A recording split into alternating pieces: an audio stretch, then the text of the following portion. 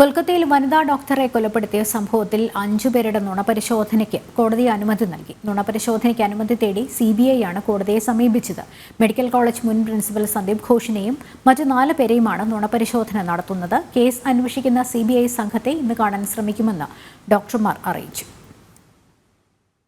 കൊൽക്കത്തയിൽ വനിതാ ഡോക്ടറുടെ കൊലപാതകത്തിൽ ആർജിക്കർ മെഡിക്കൽ കോളേജിന്റെ മുൻ പ്രിൻസിപ്പൽ സന്ദീപ് ഘോഷിനെയും 4 ഡോക്ടർമാരെയുമാണ് നുണപരിശോധനയ്ക്ക് വിധേയമാക്കുക.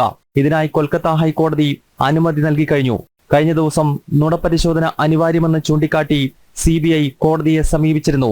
കൊലപാതകത്തിന് ശേഷമുള്ള ആശുപത്രിയുടെ നടപടികളിലെല്ലാം CBI ദുരൂഹത കാണുന്നുണ്ട്.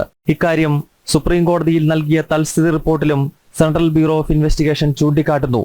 FIR ഇടാൻ വൈകിയതും മാതാപിതാക്കളെ കുട്ടിയുടെ മൃതദേഹം കാണാൻ ആദ്യം അനുവദിക്കാതിരുന്നതുമെല്ലാം ദുരൂഹമായി തുടരുകയാണ്.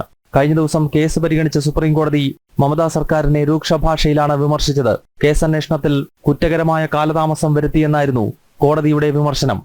ജനം, ഡൽഹി.